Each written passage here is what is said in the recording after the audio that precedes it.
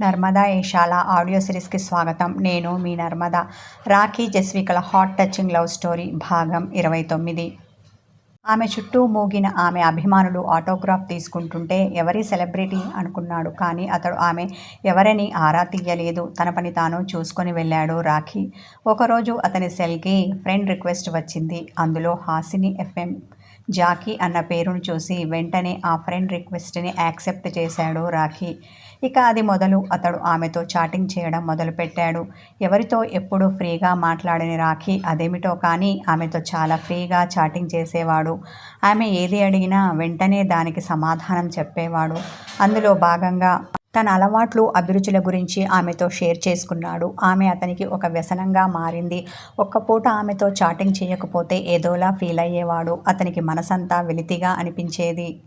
ఈ విషయం అతడు నిర్మోహమాటంగా ఆమెతో చెప్పాడు. తనకు తానుగా తన వీక్నెస్ని ఆమె ముందు బయటపెట్టాడు. దానికి కారణం అతడు హానెస్టీగా ఆమెతో ఫ్రెండ్షిప్ చేయడమే. ఈ స్నేహం కొద్దీ ఓ రోజు ఆమెను అడిగాడు రాఖీ, ఎప్పుడు నువ్వు చాటింగ్ చేస్తావెందుకు, కాల్ చేసి మాట్లాడొచ్చు కదా అని.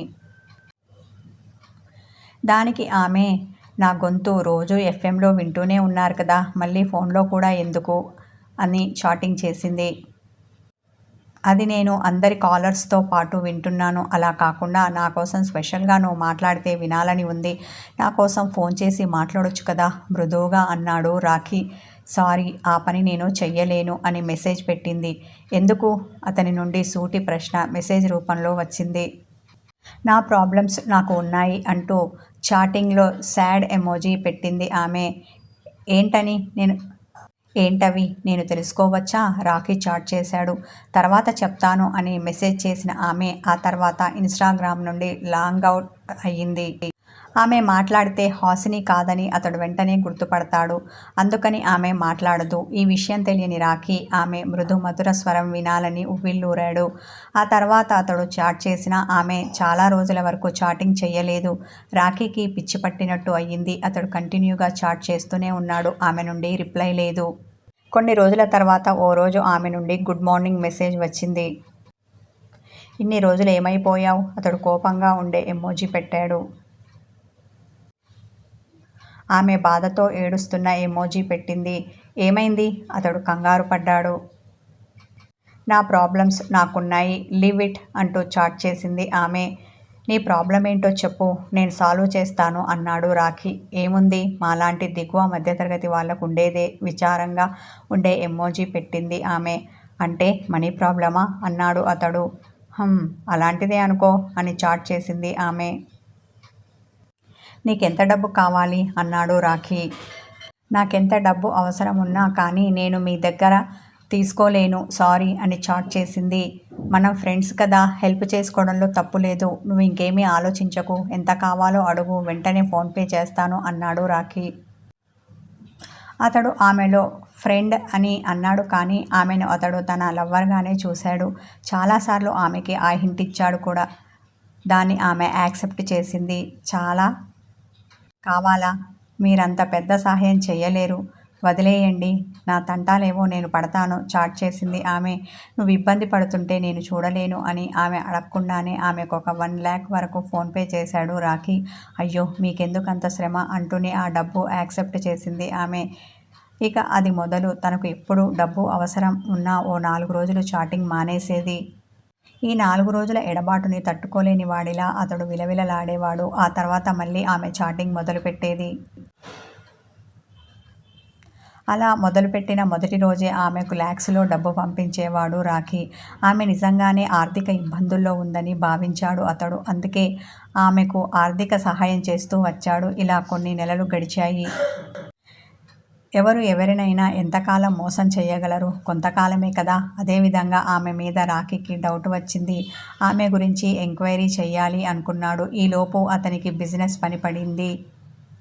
అవుట్ ఆఫ్ స్టేషన్ వెళ్ళవలసి వచ్చింది. ఆ పని పూర్తి చేసుకుని వచ్చిన మరుసటి రోజు హాసినికి పెళ్ళి అన్న విషయం తెలిసింది. అతడు షాక్ అయ్యాడు. ఆ షాక్ నుండి తేరుకోగానే అతనిలో కోపం పొంగింది. వెనక ముందు ఏమీ ఆలోచించకుండా తిన్నగా కళ్యాణ మండపానికి బయలుదేరాడు. ఆవేశంలో ఆ పెళ్లి కొడుకుని పక్కకు తప్పించి ఆమె మెడలో తాళి కట్టి తన వెంట తెచ్చుకున్నాడు. ఈ విషయాలన్నీ అతనికి గుర్తుకు రాగా అతనిలో విపరీతమైన కోపం పొంగింది. తనని చీట్ చేసిన ఆమెని చంపాలి అన్నంత ఆవేశం వచ్చింది. అలా తనని చీట్ చేసింది ఎవరో సాక్ష్యాధారాలతో పట్టుకోవాలి, వాళ్ళకి కఠినంగా పనిష్మెంట్ ఇవ్వాలి అన్న దృఢ నిశ్చయంతో ఉన్న రాఖీకి తనను మోసం చేసింది జస్వి కాదని పెళ్ళైన కొన్ని రోజులకి తెలిసింది. తనని మోసం చేసింది ఆమె అని తెలిసి ఉంటే ఖచ్చితంగా ఈ పాటికి ఆమెను చిత్రహింసలు పెట్టి చంపేసేవాడు. అలా అని ఇప్పుడు ఆమెకి క్లీన్ చిట్ కూడా ఇవ్వలేదు అతడు. మనసు పొరల్లో ఏదో ఒక మూల చిన్న డౌట్ ఆమె మీద ఉంది అతనికి. దానికి అతని దగ్గర బలమైన కారణం ఉంది. అందుకని అతడు అప్పుడప్పుడు ఆమెను అనుమానిస్తూనే ఉన్నాడు. చిన్నగా ఆమెని టార్చర్ పెడుతూనే ఉన్నాడు. కానీ అసలైన చీటర్స్ ఎవరో అతనికి ఇంకా తెలియలేదు. అది తెలుసుకునే ప్రయత్నంలోనే ఉన్నాడు అతడు. దానికి దేవ్ హెల్ప్ తీసుకున్నాడు. చూడాలి అతడు ఎంతవరకు సహాయం చేయగలుగుతాడో. రాఖీ తనకు తెలియకుండానే జస్వికని పెళ్లి చేసుకుని రీతు వలపు వలలో నుండి తప్పించుకున్నాడు. కానీ ఆమె కోసం అతని అన్వేషణ మొదలైంది.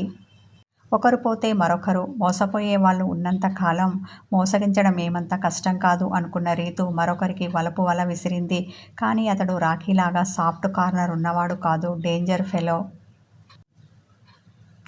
కానీ ఆమె అతని గాలానికి చిక్కిందా లేక అతడు ఆమె వలపు వలకి చిక్కాడా అనేది ముందు ముందు తెలుస్తుంది. ఏమంటున్నాడేంటి నీ రాఖీ? పరధ్యానంగా భోజనం చేస్తున్న జస్విని అడుగుతూ ఆమె భుజం మీద వేలుతో పొడిచింది దీపు. వినిపించుకోని ఆమె ఉలిక్కిపాటుతో దీపుని చూసింది.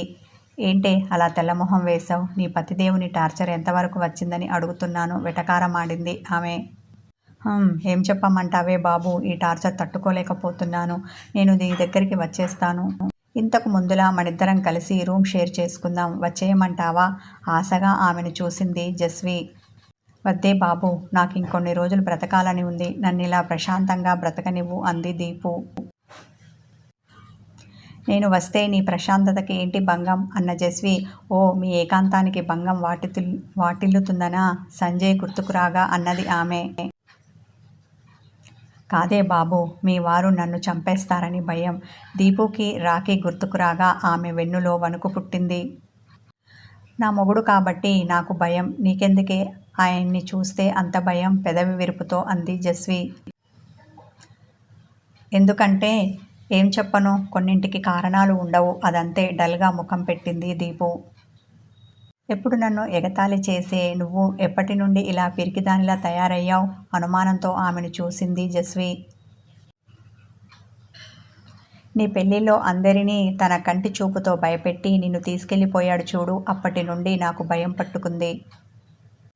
అరే, 6 అడుగుల ఎత్తుతో దిట్టంగా ఉండే ఆ పెళ్లి కొడుకుని ఏదో ఒక తేలికపాటి వస్తువుని చేత్తో ఇలా తీసి అలా పడేసినట్టుగా అతన్ని పడేశాడు. ఆ దృశ్యం ఇప్పటికీ నా కళ్ళ ముందు మెదులుతూనే ఉంది.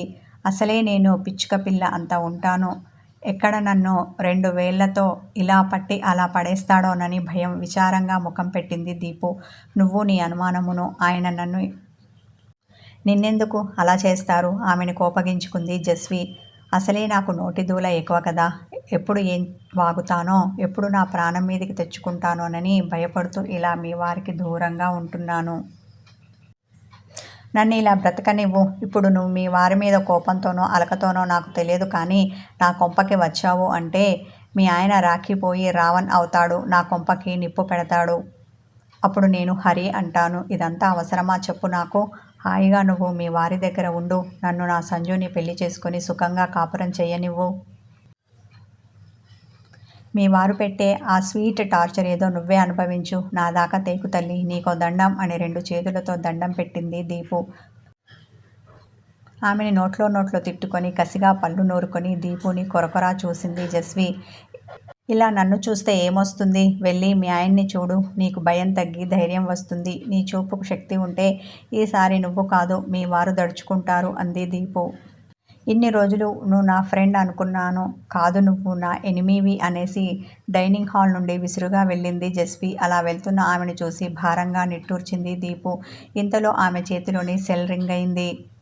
ఆ కాల్ సంజు నుండి రావడంతో జస్వి గురించిన ఆలోచనలు పక్కన పెట్టి కాల్ లిఫ్ట్ చేసి అతనితో మాట్లాడుతూ తన క్యాబిన్కి వెళ్ళింది దీపు. తన క్యాబిన్కి వచ్చి నెక్స్ట్ ప్రోగ్రామ్కి సంబంధించిన ప్రిపరేషన్లో పడింది జస్వి. ఇంతలో ఆమె సెల్కి మెసేజ్ వచ్చింది.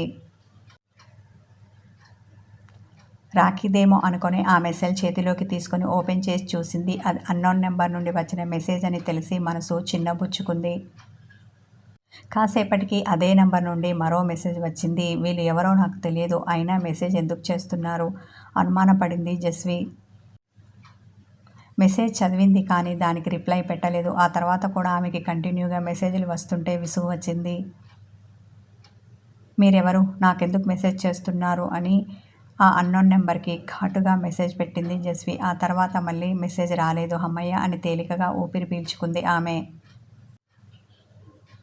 ఆఫీస్ అవర్స్ అయిపోయాక రాఖీ ఆమెను రిసీవ్ చేసుకోవడానికి వచ్చాడు. కారు ఎక్కి కూర్చున్న జస్వి ఆ అన్నోన్ మెసేజ్ గురించి అతనికి చెప్పాలా వద్దా అని ఆలోచనలో పడింది. చెప్తే ఎలా రియాక్ట్ అవుతాడో అన్న భయం ఆమెను పట్టుకుంది. పాజిటివ్గా తీసుకుంటే పర్వాలేదు, నెగిటివ్గా తీసుకుంటే నన్ను అనుమానిస్తే అప్పుడెలా అని మల్లగుల్లాలు పడుతూ తన గోర్లు కొరుక్కుంది జస్వి. డ్రైవింగ్ చేస్తున్న రాఖీ ఆమెను ఓరకంట చూశాడు. జస్వి, ఎనీ ప్రాబ్లం అన్నాడు. ఎడమ చేతితో గోర్లు కొరుక్కుంటున్న ఆమె కుడి చేతిని పట్టుకున్నాడు. తల తిప్పి అతన్ని చూసిన ఆమె తల అడ్డంగా ఆడించింది. మరైతే ఇదేంటి బ్యాడ్ హ్యాబిట్ అన్నాడు. ఆమె చేతి గోర్ల వంక చూశాడు. కథ కొనసాగుతుంది. హాయ్ వ్యూవర్స్, కొన్ని పర్సనల్ ప్రాబ్లమ్స్ వల్ల ఈ స్టోరీని కంటిన్యూగా ఇవ్వలేకపోతున్నాను, సారీ.